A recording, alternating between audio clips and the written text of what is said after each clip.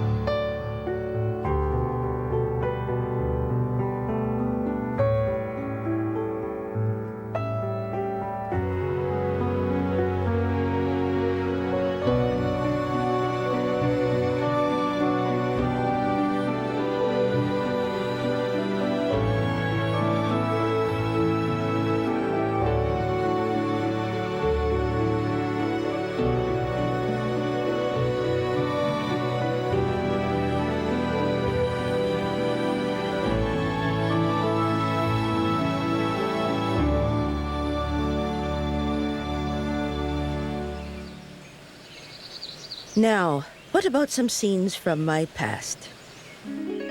I was a very ugly duckling indeed, my dears. The generosity of this man, Robert Pym Butchart, made me possible in a blighted setting, a child of industry. Here is his cement plant at Todd Inlet. He was a pioneer manufacturer of Portland cement in Canada. Technology seemed so modern then.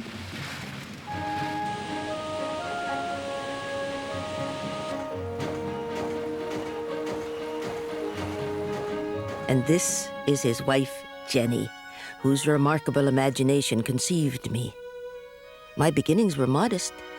Some sweet peas and a single rose from a friend, planted in the farm fields around their home, mere steps from the quarry.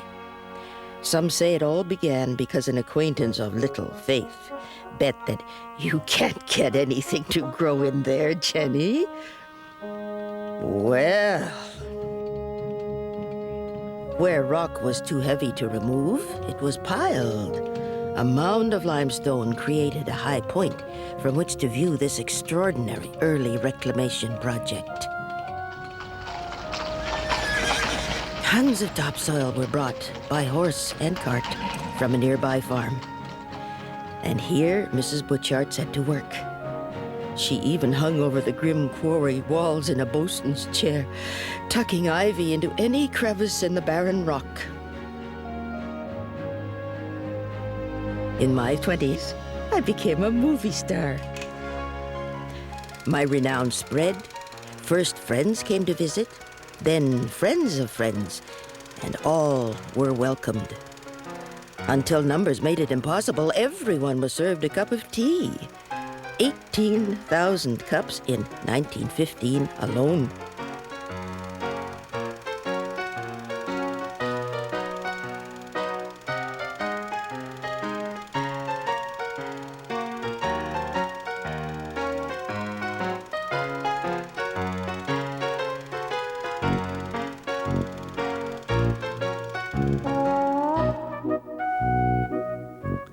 Didn't we dress comfortably then? Mrs. Butchart's sociability and sense of fun were legendary. She'd often serve tea herself. On one occasion, a gentleman visitor, unaware that Jenny had just served him tea, attempted to leave 10 cents under his cup. "Oh, no, thank you, sir," she said. "Old Mrs. Butchart would never let me accept a tip." In 1928, only 24 years after I'd made my debut, Mr. and Mrs. Butchart were awarded the Freedom of the City. And the quotation of the day couldn't have been more apt: "For their public service and kindliness of heart." In 1939, for his 21st birthday, they gave me their beloved gardens to a grandson, Ian Ross. In 1945, he returned from service in the Canadian Navy to face the daunting task of wrestling me back into shape. And oh, what a time it's been, my dears. With Mr. and Mrs. Butchart for 35 years, and with Ian and Anne Lee Ross for more than 50.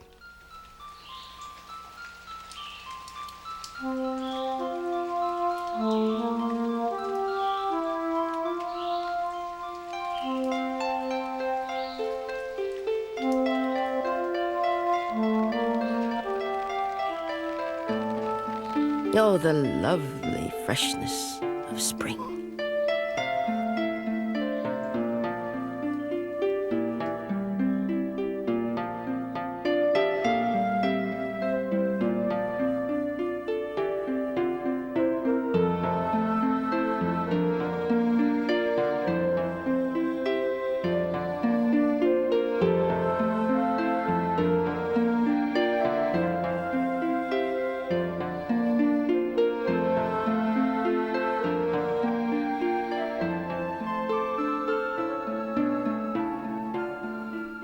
Now that you're getting to know me, I would like to share with you some of my vital statistics, my figures and my facts. I'm on 50 acres of a 130-acre estate. That's 20 hectares by modern dears. 50 gardeners have extended my seasons with separate plantings from earliest March until late November. All of the world's gardens have their hallmarks. Mine is my forest setting, against which an unending display of color unwinds itself. Oh, the Japanese garden. Now here Mrs. Butchart brought a visitor one day, a British adventurer, Captain Frederick Marshman Bailey, who talked of a poppy named for him, which he'd recently discovered in Tibet.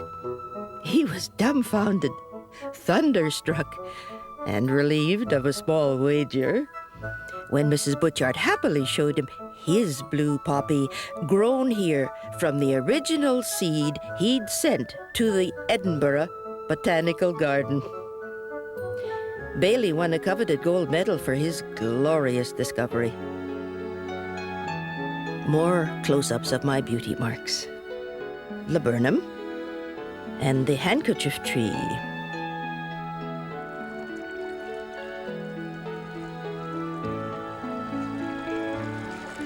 Collecting statuary is another family tradition.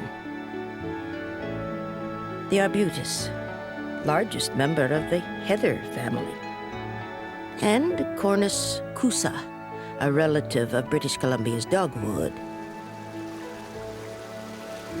The fountain of the three sturgeons, purchased in Italy by Mr. and Mrs. Ross.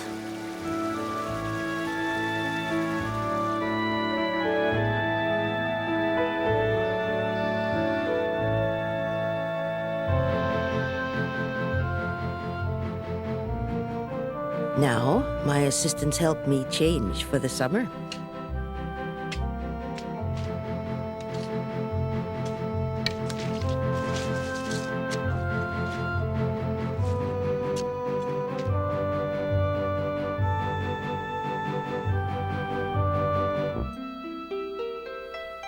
And this was my 50th birthday present. Then the largest underground wiring project of its kind in North America, with thousands of hidden lights. And these are the Ross fountains, which are... but I'll tell you that story later.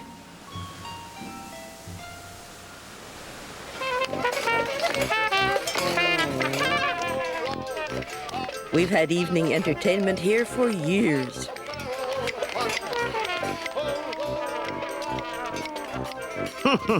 Modern music. And today, another generation has fashioned new jewels to flatter me.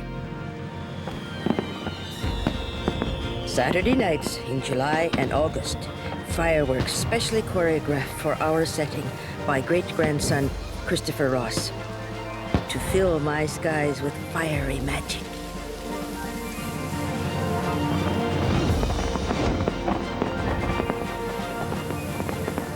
Aren't they marvelous, my dears?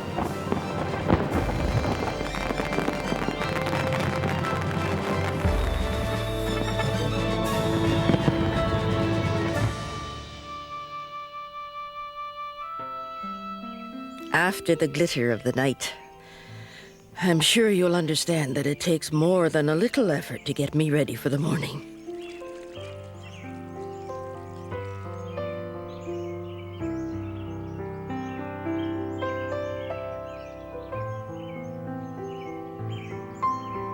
I've outlasted more than one head gardener, my dears. And while I'm bragging, this is my second rose garden, created by Jenny on this very spot. Every beauty loves her mirror, or at least keeps it nearby, to reflect this, the garden that Jenny Butchart saved for last, with 2,500 rose plants, hybrid teas, floribundas, ramblers, pillars, in 250 varieties, roses old and new, roses from all over the world, and all backed by a blue through-white curtain of Pacific giant delphiniums. I love the names: Butterscotch, Ernest H. Morse, Iceberg, more delphiniums, American Pillar, Queen Elizabeth, Apricot Nectar, Nicole, oops, an ivy-leaf geranium, and Can-Can.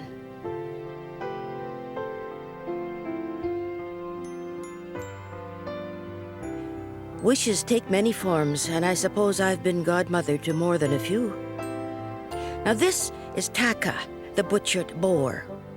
Friends come to rub his nose and wish for luck.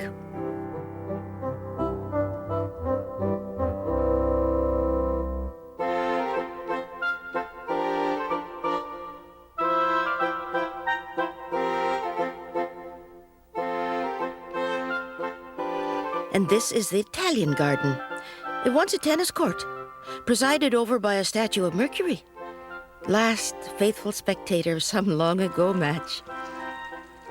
The Italian garden was created in 1928, its rectangular beds centered by a pond in the shape of a Florentine cross. Mr. and Mrs. Butchart could view it from above, from their bowling alley, swimming pool, or billiard room.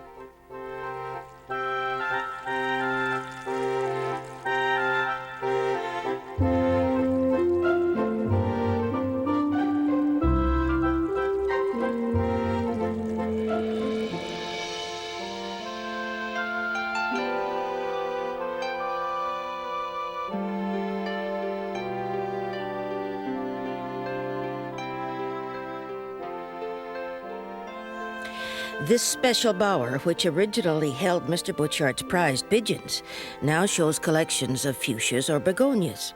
He collected them from far afield, you know. The pigeons, I mean, to add to peacocks and ornamental ducks kept in the star pond, and an ill-tempered curmudgeon of a parrot in the residence.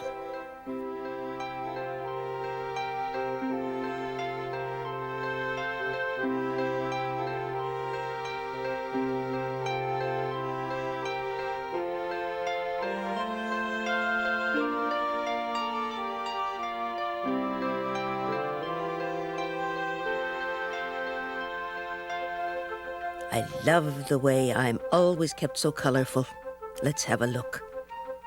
Here are hyacinth-flowered candy tuft, hemerocallis, the daylily, the dahlia, whose discoverer didn't think much of it as a flower, but thought its tuber root might make a fine substitute for the potato. the unfortunately named Sal Pigglossus, more happily called Painted Tongue. Michaelmas Daisy. And what child hasn't thrilled to discover the movable jaw of the Antirrhinum? Snapdragon, of course.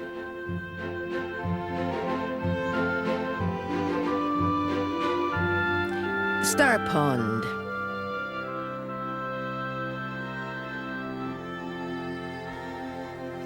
And the sunken garden lake, where trout came to feed when Mr. Butchart clapped his hands.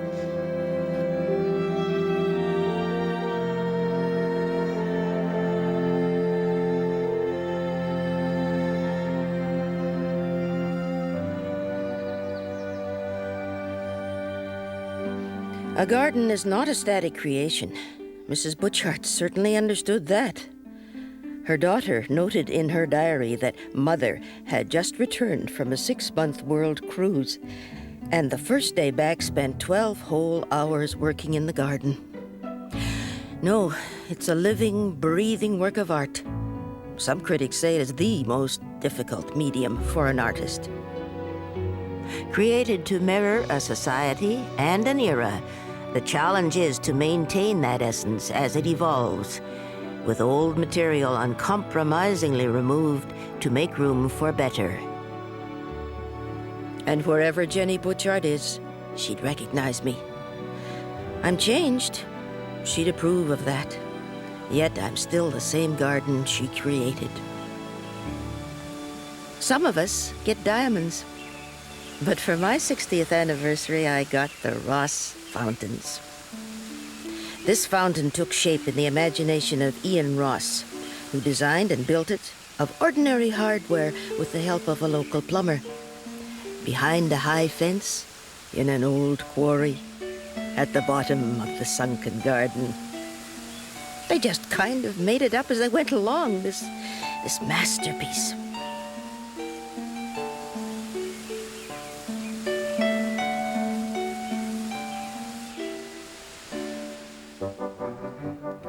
In the fall, some of my assistants make up one of my innumerable beds for winter. Good work! Only 59,900 more bulbs and we'll be done.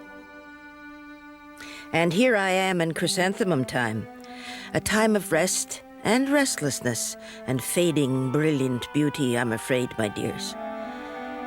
My renowned collection of Japanese maples.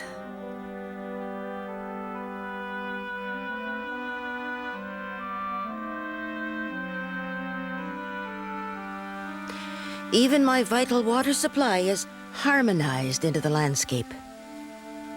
And so, back to the Japanese garden, where Jenny Butchart of Toronto and Isaboru Kishida of Japan in 1905 set to work planting this slope of land between the residence and the Pacific Ocean.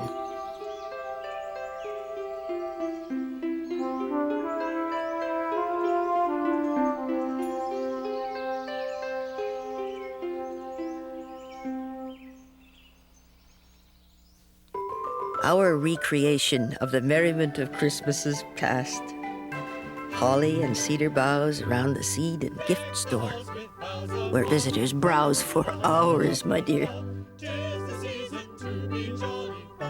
In this season without flowers, I've been showered with Christmas lights.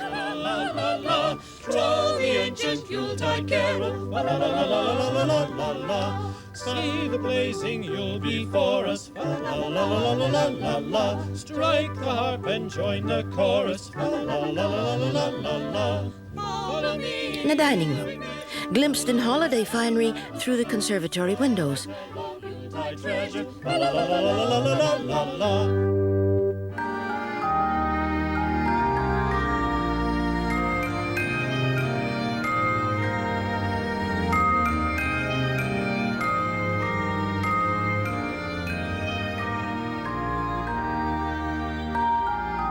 And a remembrance of Captain Bailey's long-ago visit. Beyond our Christmas tree, the Blue Poppy Restaurant.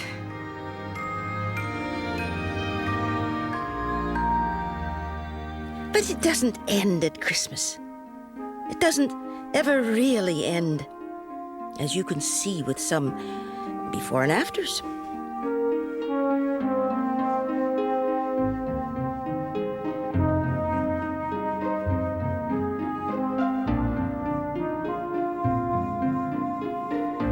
Is this the tennis match that Mercury remembers?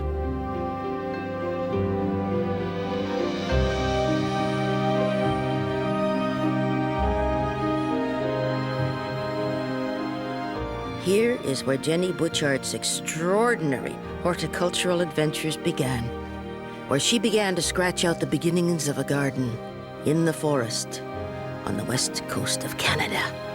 And in my visitor's book, returning visitors write, bless them all, that I am more beautiful than ever.